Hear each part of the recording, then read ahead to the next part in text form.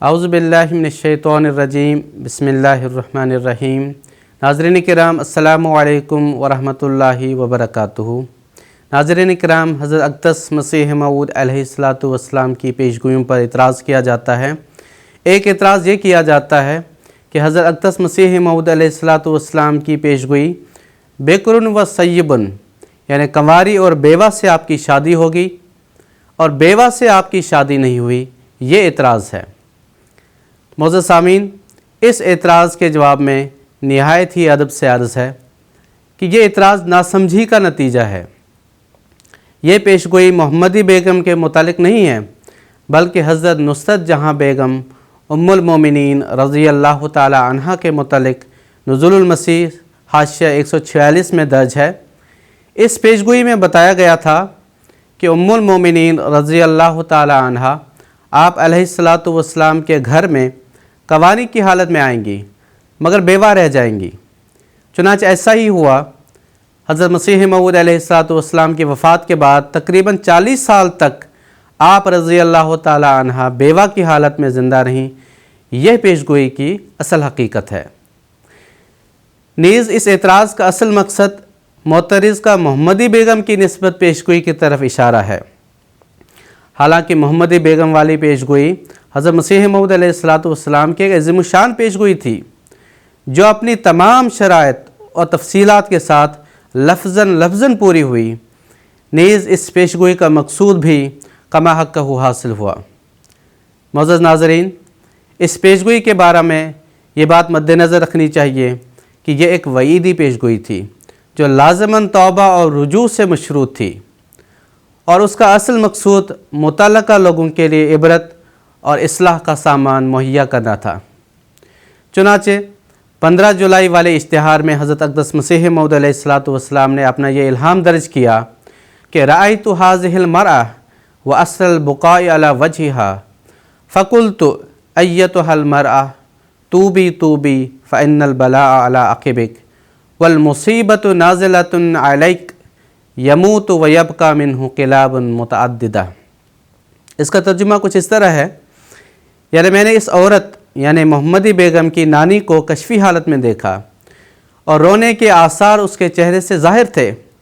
پس میں نے اسے کہا، اے عورت، توبہ کر کیونکہ بلا تیری اولاد پر ہے اور مصیبت تجھ پر نازل ہونے والی ہے۔ ایک مرد مر جائے گا اور اس کی طرف کتے باقی رہ جائیں گے۔ معزز ناظرین، یعنی توبہ کے وقوع میں آنے سے پیشگوئی کا یہ حصہ جو محمدی بیگم کی واپسی سے تعلق رکھتا تھا ٹل سکتا تھا۔ چنانچہ جب محمدی بیگم کے باپ نے ان کا نکاح دوسری جگہ کر دیا تو پیشگوئی کے مطابق محمدی بیگم کا والد مرزا احمد بیگ نکاح کرنے کے بعد 6 ماہ کے عرصے میں پیشگوئی کی میعاد کے اندر ہلاک ہو گیا۔ اس کی ہلاکت کا اس خاندان پر گہرا اثر پڑا اور وہ پہلے سے بتائی ہوئی تقدیر الہی سے بے حد خوفزدہ ہوئے۔ اسی اثر کے تحت محمدی بیگم کے خاوند مرزا سلطان محمد نے بھی توبہ کی اور رجوع اللہ کیا۔ محمدی بیگم کی حضرت مسیح موعود علیہ السلام کی طرف واپسی عدم توبہ کی شرط سے مشروط تھی، اور یہ واپسی اس کے خاوند کے مرنے اور محمدی بیگم کے بیوہ ہونے کے بعد ہی ممکن تھا۔ جب اس کے خاوند نے شرط توبہ سے فائدہ اٹھایا تو خدا تعالیٰ کے عفو کے تحت آ کر وہ موت سے بچ گیا۔ اسی وجہ سے نکاح جو اس کی موت سے معلق اور مشروط تھا وہ واقعہ نہیں ہوا۔ معزز سامعین، مرزا سلطان محمد کی توبہ کی وجہ سے جب اس کی موت نہ ہوئی تو بعض لوگوں نے یہ اعتراض کیا کہ اس کی موت پیشگوئی کے مطابق واقعہ نہیں ہوئی۔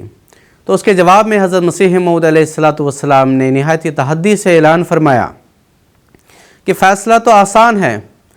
احمد بیگ کے داماد سلطان محمد سے کہو کہ تکذیب کا اشتہار دے، پھر اس کے بعد جو میعاد خدا تعالیٰ مقرر کرے اگر اس سے اس کی موت تجاوز کرے تو میں جھوٹا ہوں۔ پھر آپ نے اعلان فرمایا، ضرور ہے کہ یہ وعید کی موت اسے تھمی رہے جب تک کہ وہ گھڑی نہ آ جائے کہ اس کو بے باک کر دے۔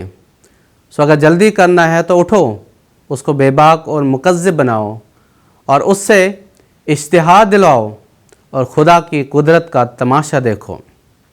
معزز ناظرین، یہ دونوں اعلان ظاہر کرتے ہیں کہ حضرت مسیح موعود علیہ الصلاۃ والسلام کے اس چیلنج کے بعد اگر مرزا سلطان محمد کسی وقت شوخی اور بے باکی دکھاتے یا مخالفین ان سے تکذیب کا اشتہار دلانے میں کامیاب ہو جاتے تو پھر اس کے بعد اس کی موت کے لیے جو میعاد خدا تعالیٰ قائم فرماتا وہ قطعی فیصلہ کن اور تقدیر مبرم ہوتی اور اس کے مطابق لازماً اس کی موت واقع ہوتی، اور پھر اس کے بعد محمدی بیگم کا نکاح حضرت مسیح موعود علیہ الصلاۃ والسلام سے ضروری اور اٹل ہو جاتا۔ اس تفصیل کو جاننے کے بعد کسی کا یہ کہنا کہ یہ پیشگوئی پوری نہیں ہوئی بالکل بے بنیاد اور جھوٹ ہے۔ معزز ناظرین، پیشگوئی کے عین مطابق محمدی بیگم کے والد مرزا احمد بیگ کی موت سے اس خاندان کی توبہ اور رجوع الی اللہ کا نتیجہ تھا کہ اس خاندان کے 11 افراد نے بیعت کی، جن میں ان کے بہت ہی قریبی رشتہ دار تھے، وہ اس میں شامل تھے۔ تو لہٰذا یہ جو اعتراض کیا جاتا ہے یہ بالکل بے بنیاد اور غلط ہے۔